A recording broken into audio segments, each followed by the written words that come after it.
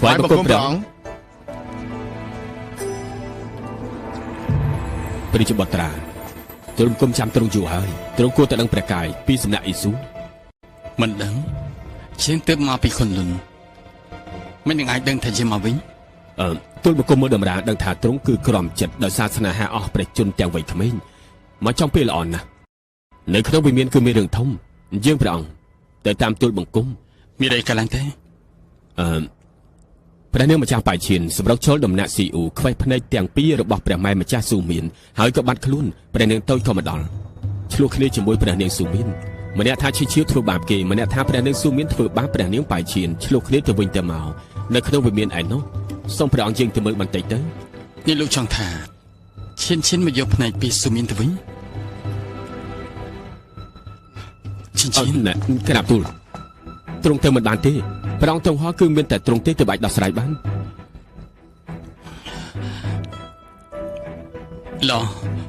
ឆាប់ទៅហៅមនុស្ស3នាក់មកម្ចាស់ពូទី2និងម្ចាស់ពូទី3ព្រមតែយានជិះមកផងក្រាបទូលនៅមានទីមនុស្សនិមិត្តដែលមើលថែម្ដាយយើងឈ្មោះស៊ូទូលបង្គំទៅចាត់ការភ្លាម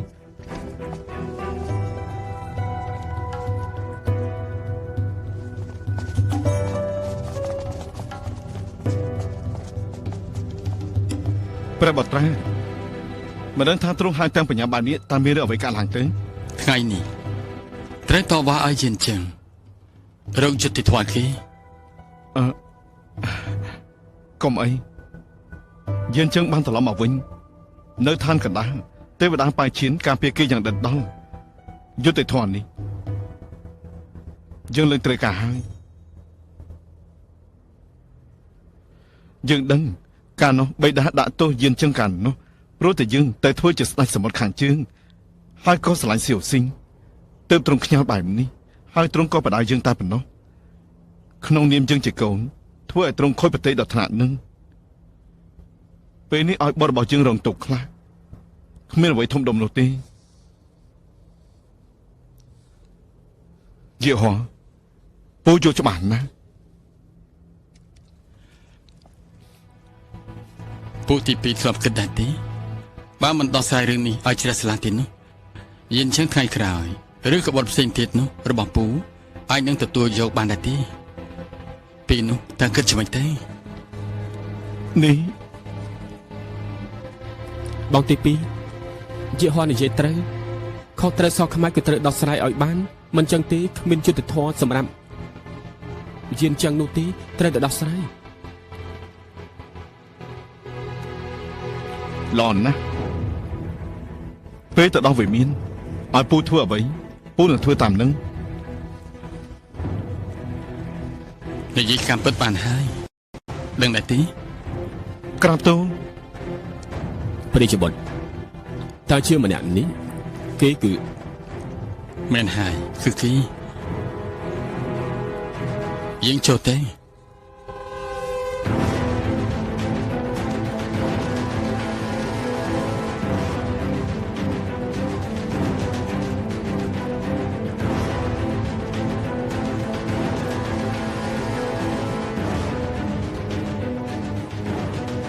ម្ចាស់ប៉ៃឈៀនគម្រាមថាអើខ្ញុំម្ចាស់មកទីនេះទទួលទោសអើខ្ញុំម្ចាស់ទៅយាមជងទឹកឈិញឆាំងនៅឯមាត់ទន្លេមែនដែរទីមួយជីវិតមិនអាចឡើងឋានសួគ៌បានត្រូវទីព្រះពរក្រៅឡើង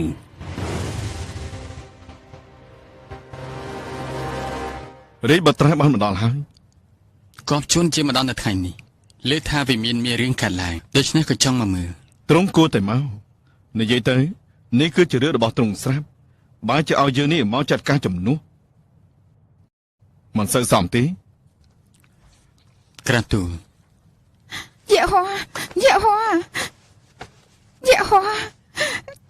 ទ្រង់ត្រូវតែរកយុត្តិធម៌ឲ្យខ្ញុំម្ចាស់ផងយេហូវ៉ាកុំភ័យអីជាងមកនៅថ្ងៃនេះរកយុត្តិធម៌មិនខាននោះទេ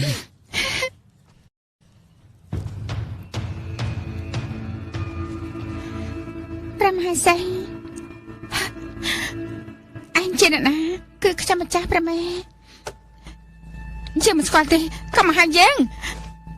ព្រះមហាសីវាជាណាយើងអត់ស្គាល់ទេដេញវាចេញទៅក៏មករកយើងឲ្យវាទៅ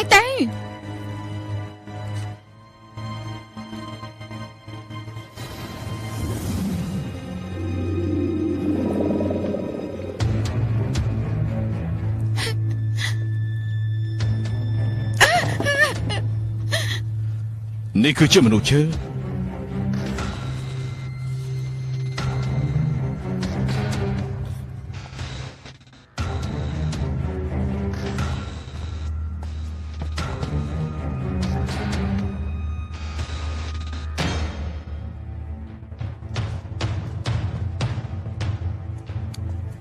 េហូនេះមានរឿងស្អីនឹងនៅពេលដែលទូមង្គមលៀងបាបនៅឋានកណ្ដាលនាងបានសូនរូបជប់គេឲ្យទៅពង្វក់បុណ្យឲ្យគេបន្លំធ្វើជាស៊ូគេធ្វើខុសវិន័យឋានលើគួរកាត់ទោសបែបណាទេប្រើវិជាបិសាចពង្វក់អ្នកនៅឋានលើជំរុះសរសៃទេវតាទម្លាក់ទៅផ្លូវសត្វលោកក៏ត្រាទុកទៅក្រាបទូលអត់ទេខ្ញុំម្ចាស់មិនបានធ្វើទេខ្ញុំម្ចាស់មិនបានធ្វើទេខ្ញុំម្ចាស់មិនបានធ្វើទេហេតុអីថ្ងៃនេះព្រះអង្គសមុទ្រខាងជើងក៏ចូលរួមដែរហើយនាំព្រះបត្រាធំមកវិមានថែមទៀត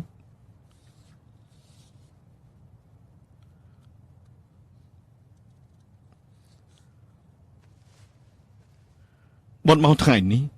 ដើម្បីតវ៉ារឿងដែលបិតាកាត់ក្តីខុសពីមុនកាត់ក្តីខុសឯងចង់និយាយថាកាលនោះ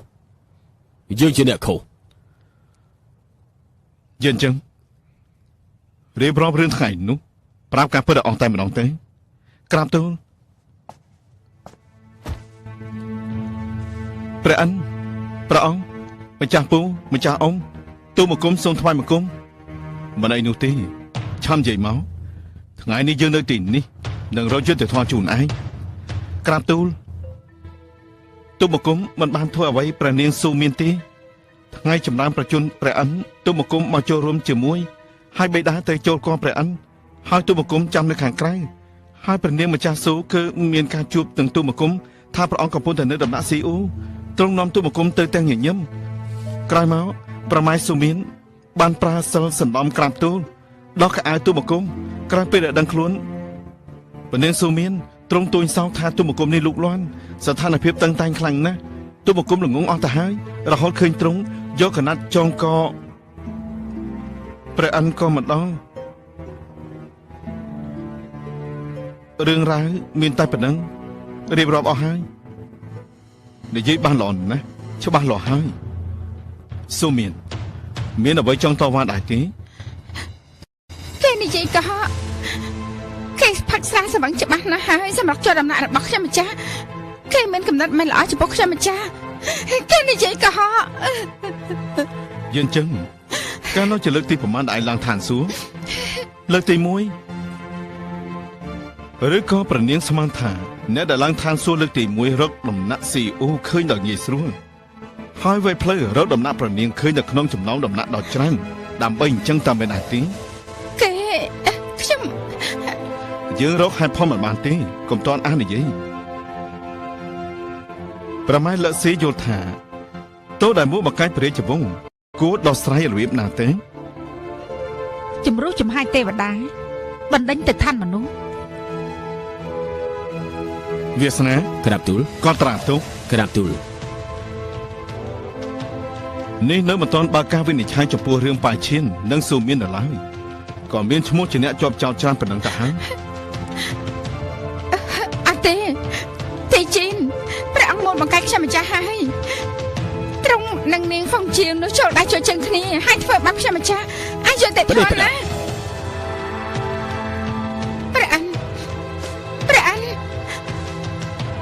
ព្រះអិនទ្រង់ត្រូវរកយុទ្ធធម៌ខ្ញុំម្ចាស់ផងព្រះអិនពួកគេគឺជាមនុស្សថោកទាបទាំងអស់ទ្រង់កុំស្ដាប់គេអីពួកគេមកបង្កាយខ្ញុំម្ចាស់ពួកគេមកបង្កាយខ្ញុំម្ចាស់ទេព្រះអិន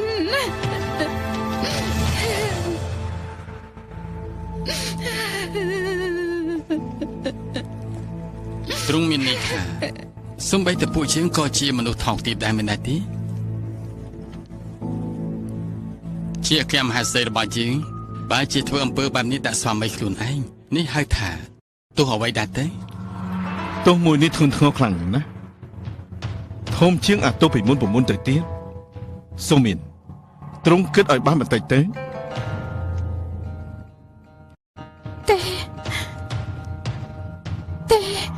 យេហូយេហូយេហូយេហូយេហូយេហូយេហូទ្រង់មិនអាចដាច់ធម៌មេត្តាដាក់ខ្ញុំម្ចាស់បានទេទ្រង់មិនអាចទេឬមួយទ្រង់ភ្លេចហើយខ្ញុំម្ចាស់បានកំដៅទ្រង់តាំងពីតូចមិញនេះខ្ញុំម្ចាស់គ្រាន់តែវង្វេងវង្វាន់មួយពេលយេហូទ្រង់មិនអាចចូលដៃជួយជើងជាមួយនឹងពួកគេបង្ខំខ្ញុំម្ចាស់បានទេយើងជាបុត្រាឋានលើយើងមិនអាចលំអៀងទៅនរណានោះទេអ្នកដែលធ្វើខុសគួរតែទទួលទោះបីជាមហាសេដ្ឋីរបស់យើងក៏មិនអាចលំអៀងបានដែរទេទ្រង់មិនអាចផ្អៀងមកខាងខ្ញុំម្ចាស់នោះទេគឺមិនដែរនោះទេទ្រង់ចាត់ទុកខ្ញុំម្ចាស់គឺជាអ្នកដទៃទោះបីជាខ្ញុំម្ចាស់ធ្វើល្អដល់ទ្រង់យ៉ាងណាក៏ទ្រង់មិនដែរតតខឹងខ្ញុំម្ចាស់ដែរយើងគួរសួរបន្តទៀតដែរទេតាមចរិតរបស់ប៉ាឈៀននៅមនុស្សស្រីដែលកលិចមួយនេះបើស៊ើបតទៅទៀតខ្លាចតែថ្ងៃក្រោយពួកគេរករឿងយើងថាជាមនុស្សប្រភេទនេះហើយមួបង្កាច់ពនាងឈិញឈៀវការពិតទៅមិនចាំបាច់ស៊ើបទេស៊ូមានឯងពិតជាធ្វើឲ្យយើងនេះអស់សង្ឃឹមធ្វើឲ្យយើងលែងមានជំនឿចិត្តហើយ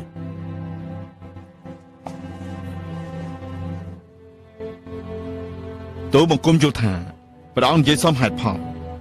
អ្វីដែលប្រពៃថ្ងៃនេះក្នុងដំណាក់គឺជាមនុស្សគ្នាឯងទាំងអស់មិនបានធ្វើឲ្យរឿងនេះរីករាយសាយទេក្នុងនាមជាអ្នកបីបាច់គេតាំងពីតូចដល់ធំបង្រៀនគេទៅជាបែបហ្នឹងទូបង្គំអាម៉ាមុខខ្លាំងណាស់សូមព្រះបិតាចេញបញ្ជាដកតំណែងគេជៀសវាងថ្ងៃក្រោយមានអ្វីថ្លោះធ្រួយទៀតទូបង្គំយល់ស្របទូបង្គំគ្មានអ្វីតវ៉ានោះទេទូលបង្គំក៏យល់ស្របដែរក្រាបទូលម្ចាស់អ៊ំម្ចាស់អ៊ំម្ចាស់អ៊ំទាំងអស់មិនអាចធ្វើអញ្ចឹងដាក់ខ្ញុំម្ចាស់ទេមិនអាចធ្វើអញ្ចឹងដាក់ខ្ញុំម្ចាស់ទេម្ចាស់អ៊ំតតើខ្ញុំម្ចាស់ជាព្រះនាងម្ចាស់នៅឋានលើម្ចាស់អ៊ំរឿងមួយម្ចាស់អ៊ំភ្លេចពីព្រះបិតាខ្ញុំម្ចាស់ហើយកាលនោះព្រះបិតាបានដាក់បង់ជីវិតដើម្បីការពារម្ចាស់អ៊ំភ្លេចអស់ហើយមែនទេមើលសភាពត្រង់នៅពេលនេះចុះមិនក៏បីចំពោះមេដាបិតាដែលបានស្លាប់ទេស៊ូមានយល់ដល់ឯងជាអ្នកចំនួនក្រោយពួកគេក៏មិនដេញដោលអំពីទោសពីអ្វីដែរក៏ប៉ុន្តែរឿងសូនមនុស្សនឹងមិនពង្វក់យៈហួរនោះរឿងនេះគឺប្រកាសជាមិនអាចលើកលែងដូច្នេះគឺត្រូវទៅដោះស្រាយថ្ងៃនេះយើងកាត់ទោសឯងទៅនៅទន្លេគ្មានត្រើយនាំគេទៅអត់ទេព្រះអិនខ្ញុំម្ចាស់មិនទៅទេព្រះមហេសីខ្ញុំម្ចាស់មិនទៅទេខ្ញុំម្ចាស់មិនទៅទេព្រះអិនយេហូខ្ញុំម្ចាស់មិនទៅទេយេហូរឿងអភិសេកឯងនៅប៉ៃឈៀនមិនអាចពន្យាពេលបានទេយើងនឹងទៅជួបស្ដេចកញ្ជ្រោងឬពិធីយ៉ាងល្អអញ្ជើញគេឡើងវិមានឋានសួគ៌ទទួលព្រះបញ្ជាក្រាបទូលសូមអបអរព្រះរាជបុត្រាសូមអបអរព្រះរាជបុត្រា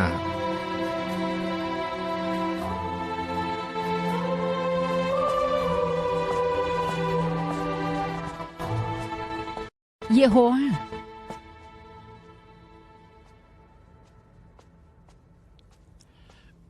ព្រះមេដាមានទុរៈមែនដែរទេនឹង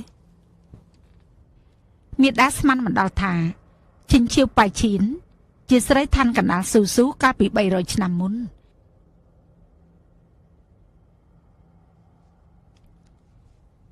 ដើម្បីមេត្រីភាពរវាងឈិញឈៀវនិងឋានលើបត់ត្រូវតែដណ្ដឹងគេ ប៉ុន្តែមេដាយល់ថាឲ្យបុត្ររងទុក្ខលំបាកច្រើនណាស់រឿងអភិសេកនោះបុត្រគិតយ៉ាងម៉េចទៅ ពីកាត់ខែ9 ថាម៉េច ឈិនថាថ្ងៃនោះគឺជាថ្ងៃដែលពលាល្អ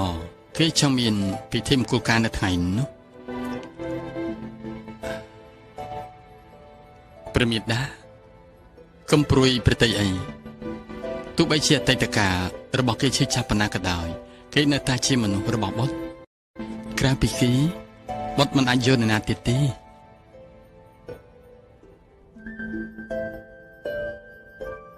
ល្អណាស់អញ្ចឹងមេដាទៅរៀបចំតាមនឹងហើយណា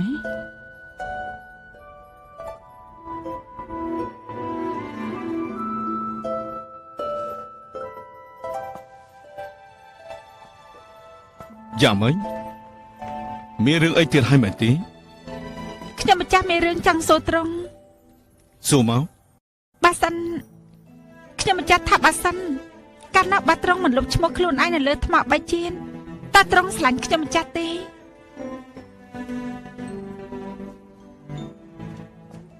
អេ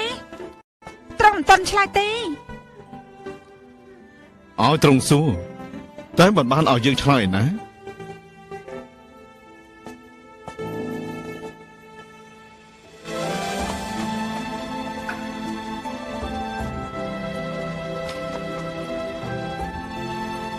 តាមយើងមកធ្វើស្អីទៅ បាត្រង់មិនឆ្លើយទេខ្ញុំម្ចាស់តាមត្រង់រហូត អញ្ជើញត្រង់តាមទៀតចុះ ប្រដងទៅពិនិត្យជួងទឹកតាមមែនទេ ទៅបណ្ណាឡាយសិនទៅ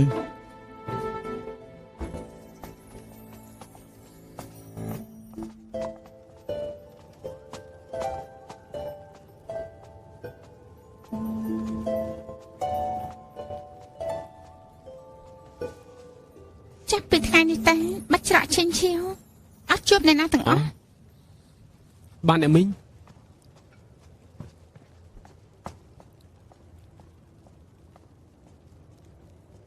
អេមិនត្រូវទេហើយចុះព្រះណាដាវិញនោះហើយកុំទៅរំខានអ្នកមីងអីយ៉ាងណាតាមចរិតរបស់ព្រះណាដាទៅណាក៏គ្មានបញ្ហាដែរ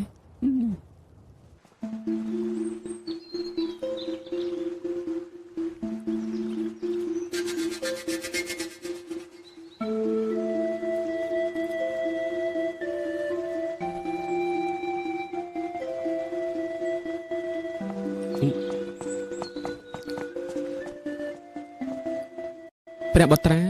អ្នកមិញផឹកស្រាច្រើនពេកឥឡូវដេកលក់ហើយគាត់ផ្ដាំថាមិនឲ្យនរណាចូលទៅរោងកញ្ជ្រោងទៅរំខានគាត់ទេ ជួយនាំពេលរបស់យើងទៅថាយើងរងចាំគេនៅទីនេះរហូតដល់គេព្រម ក្រាបទូល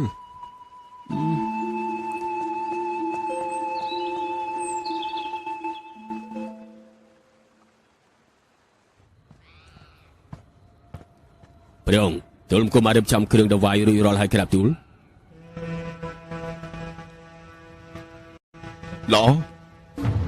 ល្អខ្លាំងណាស់ដែលពួកឯងបានត្រៀមលក្ខណៈរួចរាល់សំណាងល្អបីដានៅក្នុងជួងទឹកដដែលមិនអាចបំបាយត្រាបិទបានទេ 70000 ឆ្នាំហើយសង្គ្រាមកាលនោះគឺស្លាប់បងប្អូនយើងរាប់ម៉ឺននាក់តើនរណាជាអ្នកមកកឡើងឋានលើវត្ថុទិបល្អបំផុតប្រចាំវិមានត្បូងរាត្រីដ៏មានតម្លៃគឺត្រូវថ្វាយឲ្យពួកគេពួកឯងគិតមើលទៅគិតឲ្យបានល្អបន្តិចទៅតើអតីតព្រះអង្គនៅពួកយើងលំបាកជាងនេះ មែនហើយ លំបាកទេអត់លំបាកទេ មានទេមែនទេ មិនធ្លាប់មានទេមិនធ្លាប់មានទេ ហើយ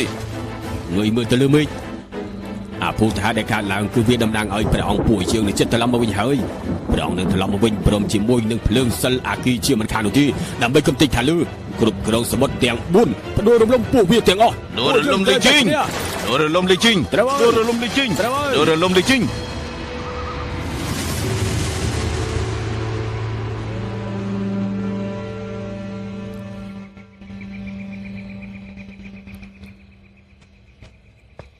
ព្រះអង្គពួកក្បត់ប្រមូលគ្នានៅក្រៅវាមានច្រើនណាស់ពួកយើងគួរធ្វើយ៉ាងម៉េចក្រាបទូល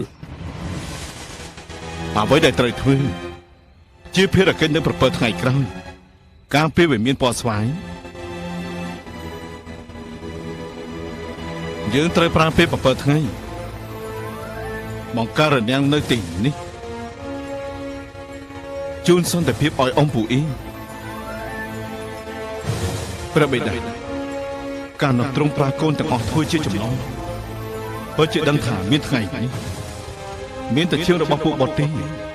អាចកោះហៅប្រលឹងរបស់ទ្រង់បានសូមយើងទ្រង់មកកាន់វិមានពណ៌ស្វាយនេះវិញសូមមកជំរាបបញ្ជាជាមួយនឹងទូបង្គំឲ្យដាច់ស្រេចមិនថាតែជីវិតព្រះមេដាឬក៏ជីវិតម្ចាស់បងឲ្យពុកកូនពួកយើងត្រូវជំរះបំណន់នេះឲ្យបានជ្រះស្រឡះ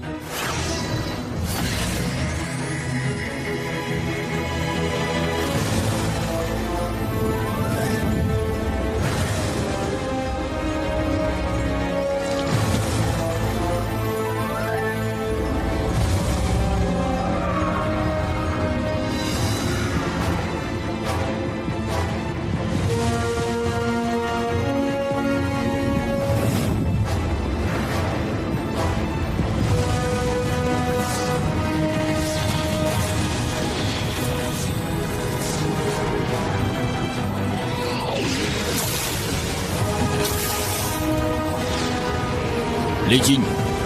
អាកូនចង្រៃហ៊ានប្រើឈាមខ្លួនឯងហៅព្រលឹងរបស់យើងតើឯងចង់ធ្វើស្អីទៅឯងចង់ធ្វើស្អីយើងមិនគួរណាដោះលែងឯងទេកាលពី70000ឆ្នាំមុន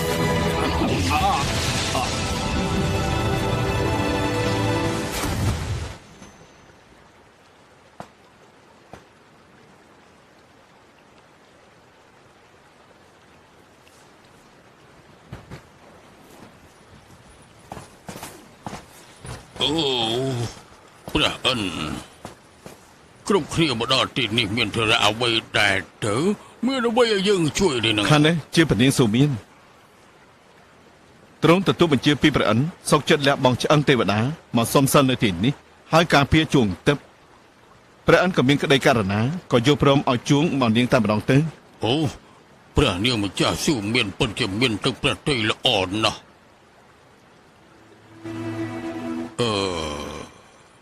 ហើយនេះទូបង្គំក៏ថាលាសិនហើយតើយើង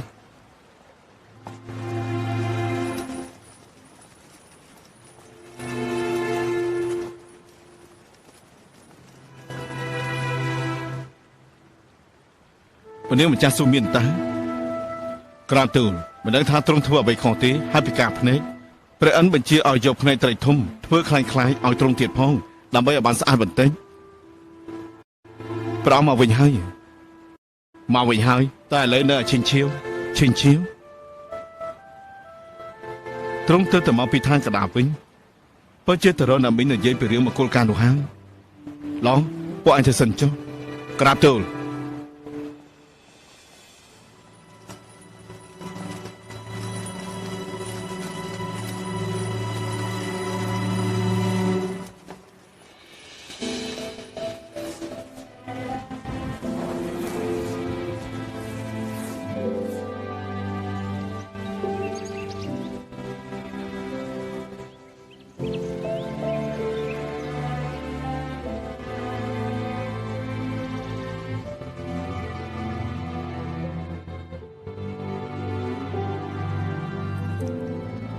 យាហោអូនស្រឡាញ់បង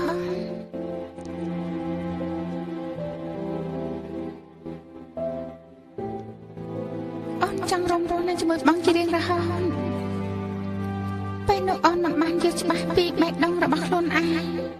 តែជាពាក្យទាំងអស់នោះឲ្យបងយកទុកក្នុងចិត្តពេលនេះយើងរួមមិនត្រេញនឹងគ្នា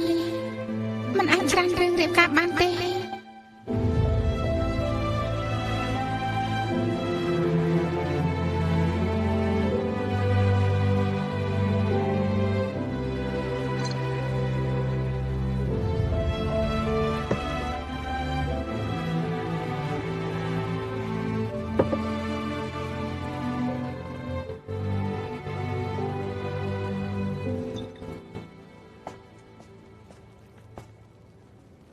អ្នកមីង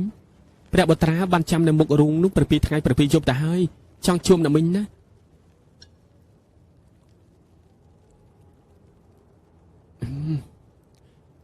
ខ្ញុំទទួលបញ្ជាពីអ្នកមីងមិនឲ្យអ្នកណាគេចូលទេសូម្បីតែទ្រង់ក៏មិនឲ្យចូលដែរតែរំលងទៅ7 ថ្ងៃទៅហើយព្រះបុត្រាគឺមិនបានចាក់ចេញពីទីនោះសោះហើយមិនដឹងធ្វើយ៉ាងម៉េចទេទើបចូលមកសួរអ្នកមីងគួរធ្វើយ៉ាងម៉េចល្អទៅអ្នកមីងបើទ្រង់ចាំតែរហូតអញ្ចឹងខ្លាចខ្យល់កណា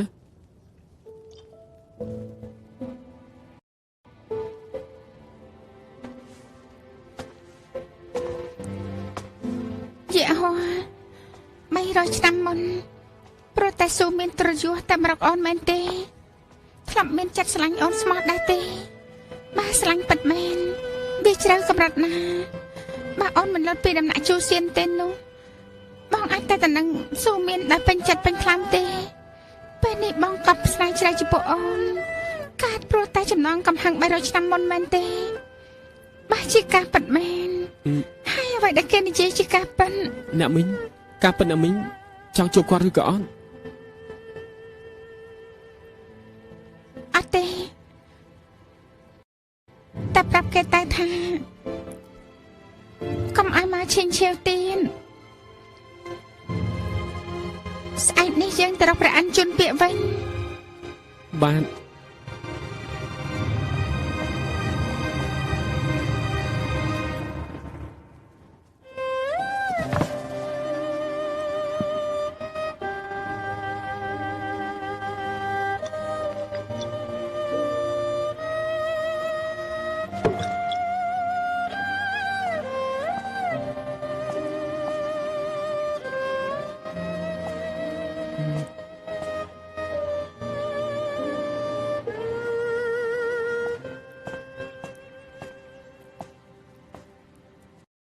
ព្រះបុត្រា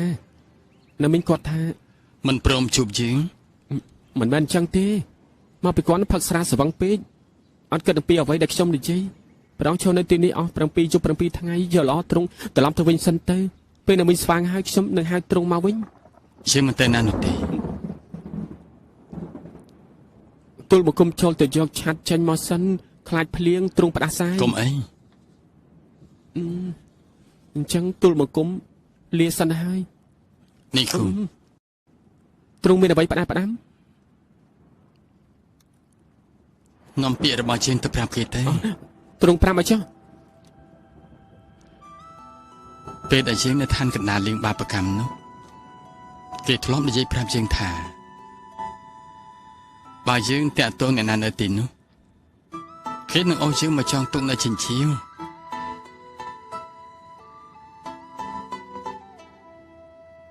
បើយើងតាក់ទងជាមួយមនុស្សស្រីដែលមើលថែម្ដាយរបស់ខ្លួនឯងពិតមែនក៏សួរគេថា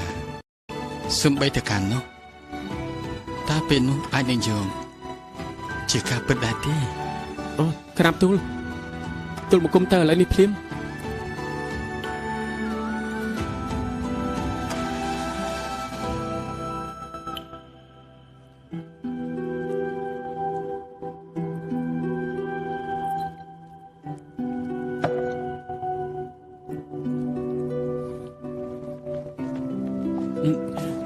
អ្នកមីងព្រះបុត្រាទ្រង់ឲ្យនាំពាក្យមកប្រាប់អ្នកមីងថាគាត់សួរថាសម្ដីអ្នកមីង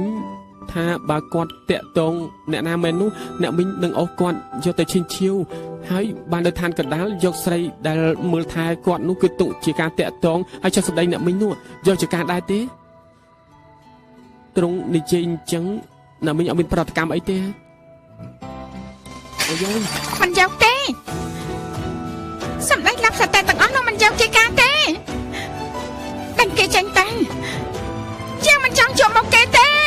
អ្នកមីងកំខឹងអ្នកមីងកំខឹងតែ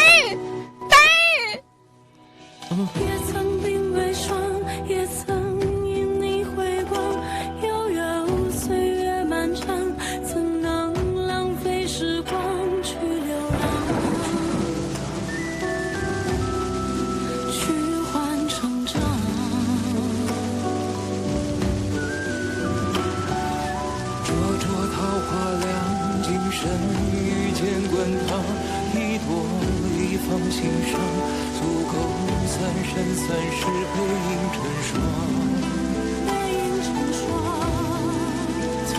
រប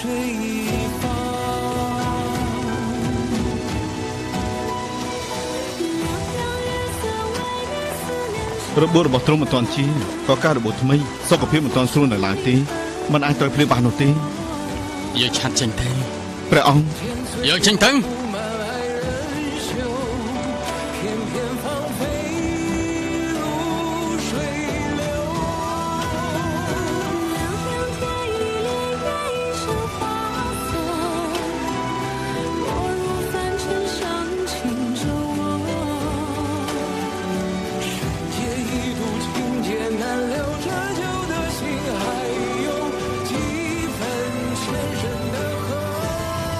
ព្រះអង្គរបស់លោកឆោរយៈពេល7ថ្ងៃហើយប៉ុន្មានហើយសូមជួយទៅប្រំដំមីងផងទៅពួកលោកដឹងច្បាស់ជាងគេកាលនោះព្រះអង្គស្លថ្នាំព្រោះតែជួយមកយានលះបង់កម្លាំងធៀបច្រើនណាស់អស់ទាំងដៃមកខាងទៀតស្ទើរតែបាត់បង់ជីវិតផងសំណាងអាចរើជីវិតបាននៅកន្លែងទេវតាជើយានបាននៅតែអញ្ចឹងទៀតនោះពិតជាទៅទាំងក្មេងទៀតហើយភ័យនិយាយស្អីដាក់ទំនេរបងថ្លៃយើងផងសម្ដីរបស់លោកយកព្រមទៅប្រាំដំមីងហើយមិនបានទេប្រាំមិនបានទេហេតុអីទៅ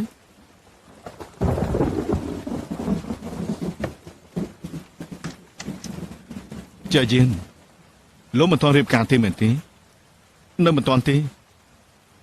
ប្តីប្រពន្ធជ្រោះគ្នាគឺជារឿងមនុស្សពីរនេះទោះជានរណាទឿនក៏អត់ប្រយោជន៍ដែរកាន់តែទឿន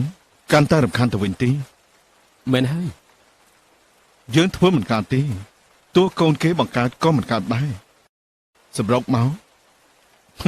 មានតែចាំតែប៉ុណ្ណោះចាំពេលដែលបងប្អូនយើងគិតយល់លោកគិតស្អីគេហ្នឹងឈិនគឺស្រួលមិនដឹងយើងគឺជាបងរបស់គេមានគេជាបងស្រីតែម្នាក់គត់ហើយគេរឹងរូសសម្បំណា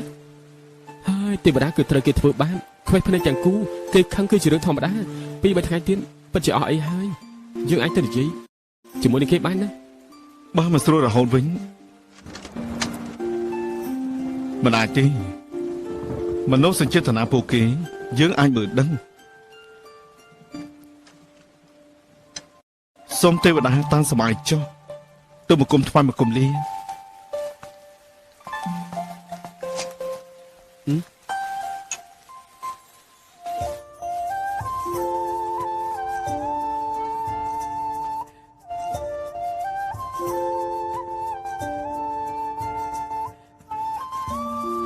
ជួងទៅយ៉ាងណាហើយ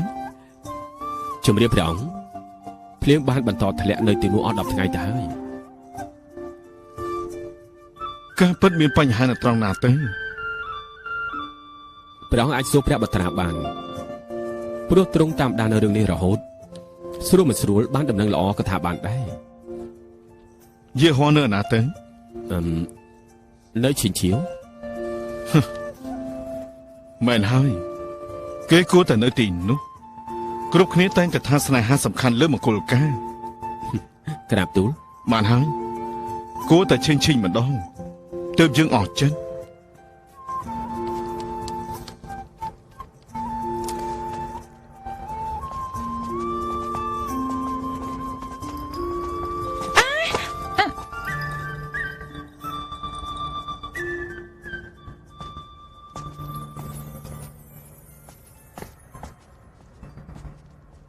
វាសនាក្រាបទូលទោះជាមានរឿងអ្វីកើតឡើងក៏ដោយការពារពនាងtôiឲ្យបានល្អក្រាបទូល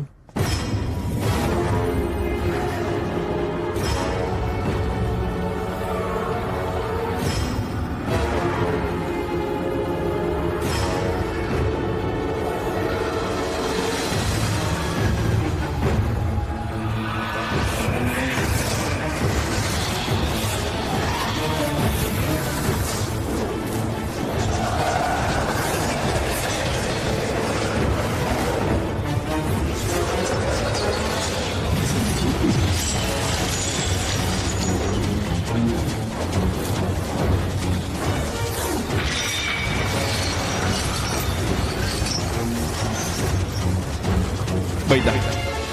កុំខំប្រឹងអញសូមទ្រង់អញ្ជើញមើលវិមានដែលខ្ទេចខ្ទីដោយសារតែសង្គ្រាមកាលពី70000ឆ្នាំមុនវិញចុះ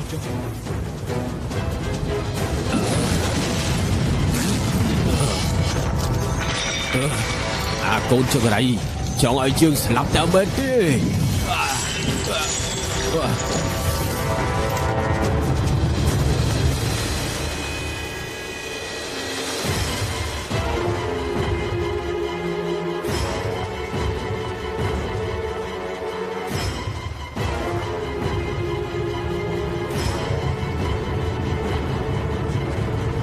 ព្រះអង្គ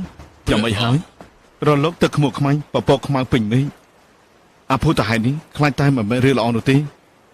ពេលនេះយើងគ្មានយុទ្ធសាស្ត្រនោះទេមិនអាចទៅពិនិត្យស្ថានភាពបានទេមើលតាមហេតុភេទនេះដួងកែវរបស់ឈិញឆាងអាចនឹងនោះចង់ចេញពីដួងទឹកជាមិនខានទេ បើចង់ដឹងហេតុការណ៍មែននោះគឺត្រូវប្រើយុទ្ធសាស្ត្រទាព្រលឹងយុទ្ធសាស្ត្រទូលមកគុំគឺមិនចេះនោះទេក្រាបទូល វាសនាឆានទៅព្រៃផ្កាពេះអញ្ជើញជួយយើងមកទីនេះ ក្រាបទូល ព្រះអង្គខ្ញុំម្ចាស់ចេះ ត្រង់ អ្នកមាននឹងទេវតាជាយានធ្លាប់បានបង្រៀនទៅខ្ញុំម្ចាស់ចេះម្យ៉ាងទៀតព្រោះតែខ្ញុំម្ចាស់តើយុទ្ធសាស្ត្ររបស់ព្រះអង្គគឺអញ្ចឹងរឿងនេះទុកឲ្យខ្ញុំម្ចាស់ជាអ្នកចាត់ការចាស់ត្រង់កម្រិតរែកអីណាទុកឲ្យខ្ញុំម្ចាស់ចាស់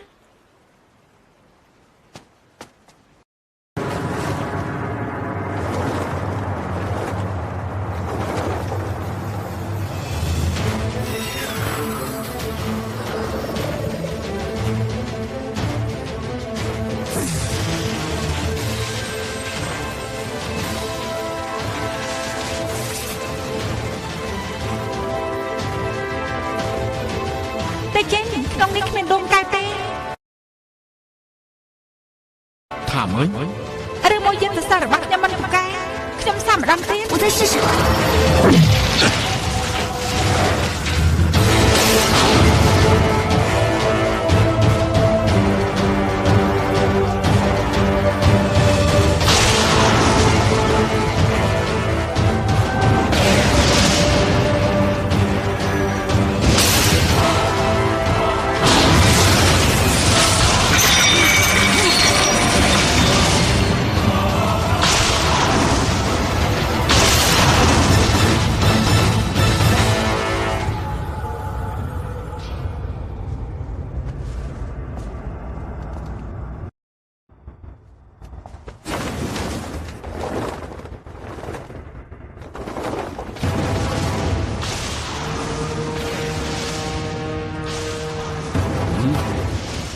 កូនចង្រៃហ៊ានបំពេញដួងកែវរបស់យើងផង បៃតាខានជួបគ្នាយូរមកហើយ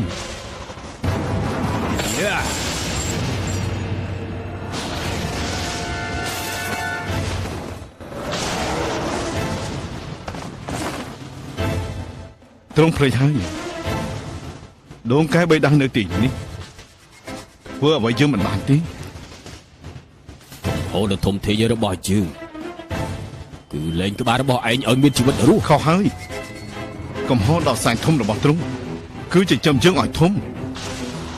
ចង់ប្រាយើងចម្លើយកម្លាំងធាតុមែនទេ ចិញ្ចឹមកូនទុកប្រាលើលោកនេះមានតែទ្រង់ទេទើបមានចិត្តសាហាវហ៊ានធ្វើបែបនេះ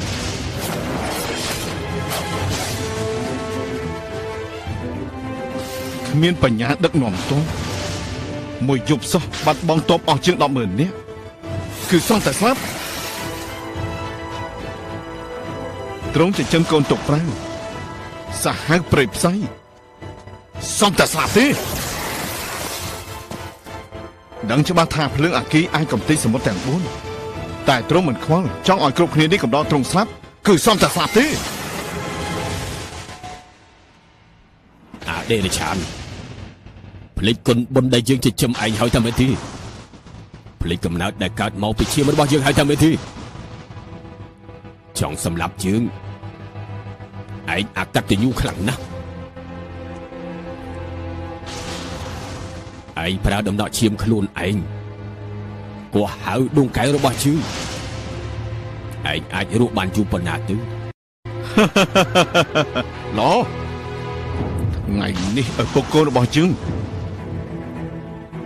ស្លាប់នៅទីនេះទាំងអស់គ្នាចុះ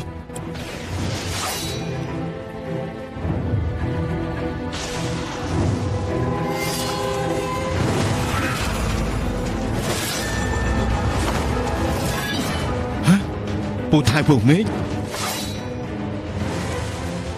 ស្មានមកដល់មែនទេទោះយើងធ្វើអ្វីឯងមិនបានឯងគិតថាពូថៅនេះមិនអាចបំបែកឯងបានថាមែនទេលឺជីងជឿនឹងកាត់ក្បាលរបស់ឯងចូល